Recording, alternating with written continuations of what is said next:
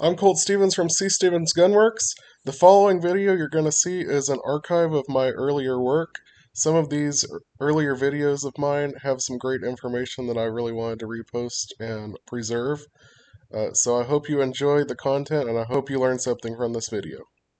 So today we're going to be talking about the Remington 870 Wingmaster series of shotguns. I've got an example here. This is a Wingmaster model. This is a little bit of a collectible gun nowadays. The 870 series of guns for Remington has been one of their most popular lines of firearms ever produced. They still produce this series of guns even today under the Fieldmaster line, the Police Magnum, the Remington 870 Express. There are numerous different varieties of the 870 shotgun, but the Wingmaster is really what started this series of guns and made it very popular. The Wingmaster is kind of a series of hunting shotguns. This particular example right here, this is a 28-inch vent rib, and I'll talk about this here in a moment. Vent rib, 28-inch cylinder bore fixed choke, which means it's not removable choke. You could hunt birds with this, but it's not ideal because you would want a tighter choke constriction for this barrel. Wood stock, so it's a little bit heavier than the synthetics that they make nowadays, but more of a classic. This particular example was manufactured sometime between 1978 and 1983, based on the serial number. So in this video, I'm going to talk a little bit about how to operate one of these if you have never held an 870 before. Maybe you're looking at your first shotgun and you're thinking about an 870. Most Remington shotguns operate exactly the same as this one, at least in a pump action format. So this will help you get acquainted with pump action shotguns in general, how they kind of all operate, and the Remington style of manufacturing in general. So to start with, the basic principle of operation of this gun is it's pump action operated. So on this gun you have pump action right here. You can see it locks right there. You have this button right here that would be on the front left of the trigger right here. If you see me looking for it right here, that's because they move it around. This is the Remington style, which is on the front left. Mossberg places it somewhere else. A lot of Turkish shotguns are also in another spot. So in order to release this pump action, when you have it in the forward position, you press in on this button and then pull it straight. And you can actually see this slide right here is going back and forth. And that's your main operating area, the bolt they call it. So when you slide this back, it's got this little lever right here. And if you stroke it back quickly, you'll see that this opens. If you had a 12 gauge shell in it, it would then be ejected. But because this is empty, there's nothing going on with it. In order to load one of these, you can put your first one in right here. If you just load a 12 gauge right here into the barrel, get it started and then push forward right there. If you had one right there, it would be in the barrel and you'd be ready to shoot it. At this point, if you fired, you'd pull the trigger right here and then you'd be able to pull your slide back. But because there's nothing in it right now, I'm going to press the button, pull this back. That would eject your empty case. Then on the bottom, which you can see a little bit in there, I slide this forward, you'll see this little lever right here. That ramp will hold your next cartridge in the magazine tube. And what do I mean by magazine tube? There's a tube underneath here, this pump action right here. You'll see under here, this is a hollow tube. And this holds your extra shells inside the gun itself before having to manually reload in between operations. But you'll see here when it's pushed forward, you can move this ramp around. So in order to load the magazine tube, you press this down and poke your shell in right here. And you can hear it right here. It's a little spring-loaded tube. This particular example holds 3+1. There are some that hold more, some that hold less. You can even expand the capacity on these, being that this barrel is a little bit longer. But you'd poke them in there. If you wanted to load it, if you had your tube full but not one in the chamber, you'd pull back, press the button, pull back on this lever. Then your cartridge would be sitting on the ramp right there, ready to go in. If you then slide this forward, you would have one in the chamber.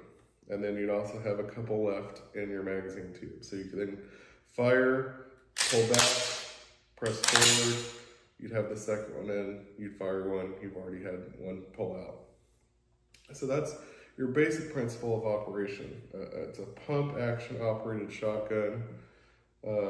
It becomes a little bit more easy when you're actually firing it because there's a little bit of added complexity when the gun is empty like it is now. When you're normally firing it, you won't have to interact with this button at all because you just pull the trigger, pull back on the slide, and that operates it. The most complex thing would be actually poking the rounds in right here into the magazine tube. So that's basically how you operate this one.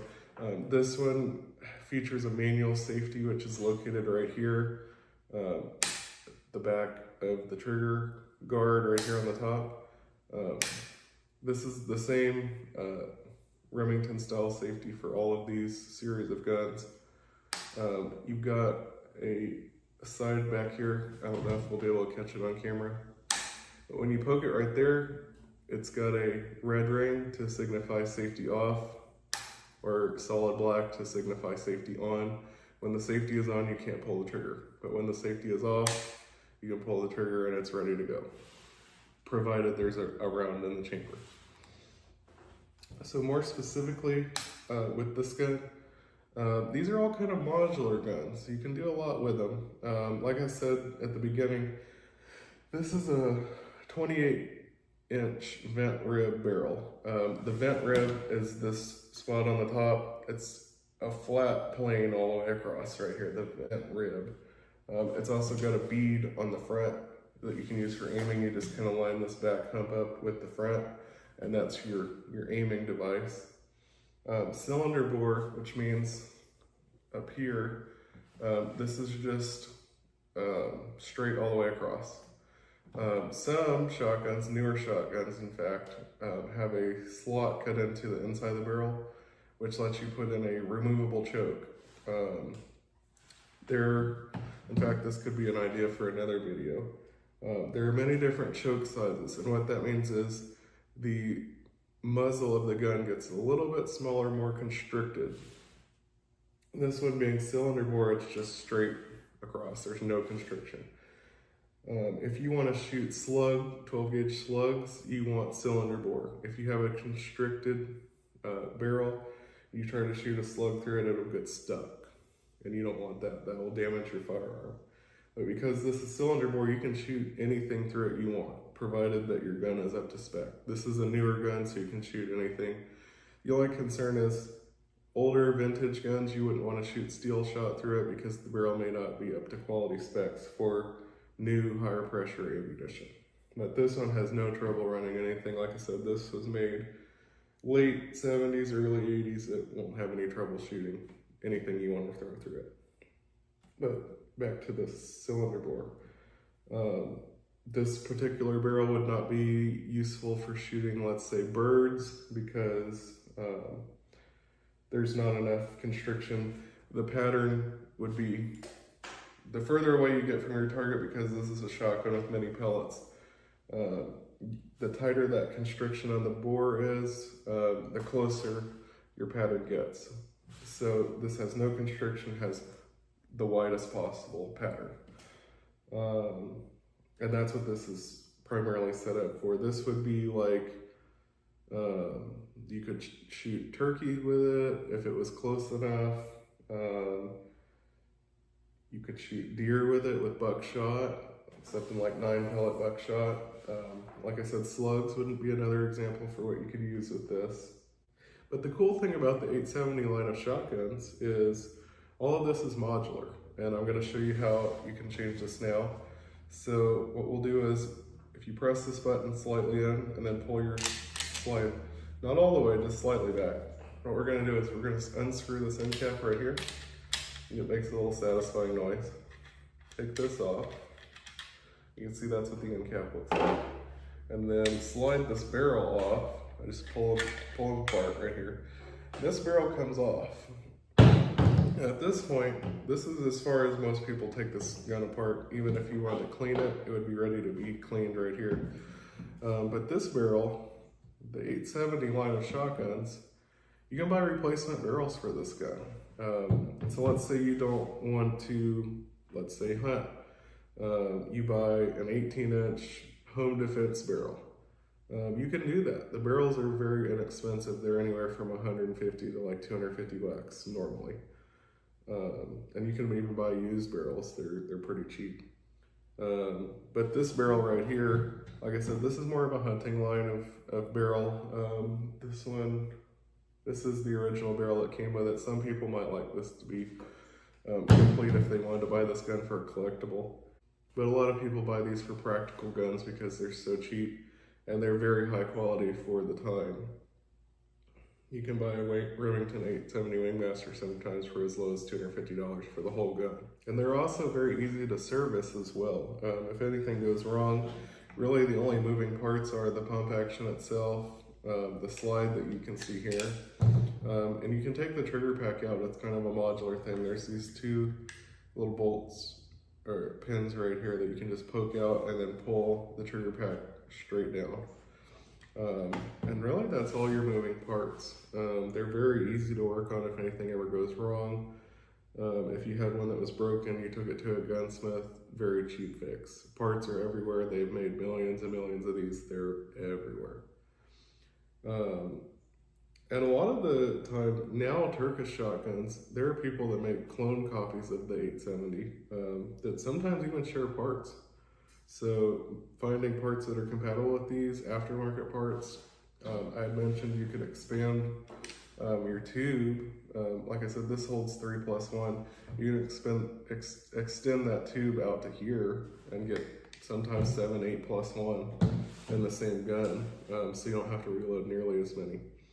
The reason this one is set up like this is because for some hunting jurisdictions, you're limited to 2 or 3+1, and you can only shoot that many rounds or have that many rounds in a gun per time if you're shooting a bird. Especially migratory game birds, those are very highly regulated. A lot of times people put what they call a plug in. This one you can as well. In fact, there's a plug in it right now. I'll show you there. If you see this little green plug, that's a little plastic piece to limit how many rounds you can have in this gun at a time. Very easily removable. This one just takes a flathead screwdriver to pull it out. And you just put it in at the front up here. But that keeps you in compliance with the local regulations for hunting birds and other game. That kind of thing, you'd want to check your state game rule book or take a hunter's education safety course. They will tell you all of those rules per state. Now, if you have it in this state, let's say you cleaned it, you want to put it back together. Like I said, just have your pump slightly open right here. Put this barrel back over this magazine tube. You'll see it has a little ring right there. So I want to make sure you line these up right here and get this back piece inside the receiver. Slide it back on. Takes a little bit of a finagle to get it in there just right. Push it down a little bit. Don't tilt it forward because it'll come off, but then take your end cap right here, get it lined up and screw it back on. This one takes a little bit to get it on, and you'll hear it kind of snap in place when it's on fully. And then push that back forward and we're back together. It's a very simple gun to get back together. Very friendly for newcomers. If you've never had a shotgun before, the 870 line of shotguns is very easy to use. The Wingmaster in particular is a very easy shotgun to use. If you've never had an 870 or a shotgun in general, if you've never had a shotgun to start with, the 870 makes an excellent choice. It's a good starter gun, very high quality if you can find an older model like this, and it'll last you a long time, just as it's lasted many other people a long time before I had this one here. They don't make them like they used to. Nowadays, a lot of Turkish guns, they are just not the same quality standard as something like this is here, and they will definitely not last 40 plus years. That's everything I have for you today. This has been the Remington 870 Wingmaster. Thanks for watching, and please like and subscribe.